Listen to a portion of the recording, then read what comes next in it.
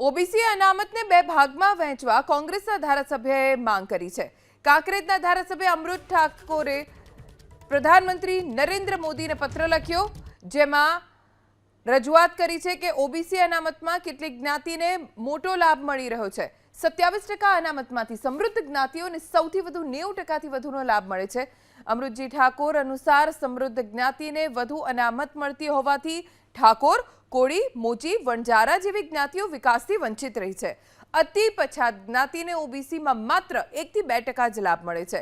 મહારાષ્ટ્ર, ઓડિશામાં આ પ્રકારની વ્યવસ્થા હોવાનો દાવો કરી ધારાસભ્યએ ગુજરાતમાં આ પ્રકારની વ્યવસ્થા કરવા માંગ કરી છે। ઓબીસી અનામતને બે ભાગમાં વહેંચવા કોંગ્રેસના ધારાસભ્યએ માંગ કરી છે। કાંકરેજના ધારાસભ્ય અમૃત ઠાકોરે પ્રધાનમંત્રી નરેન્દ્ર મોદીને પત્ર લખ્યો, જેમાં રજૂઆત કરી છે કે ઓબીસી અનામતમાં કેટલીક જ્ઞાતિને મોટો લાભ મળી રહ્યો છે।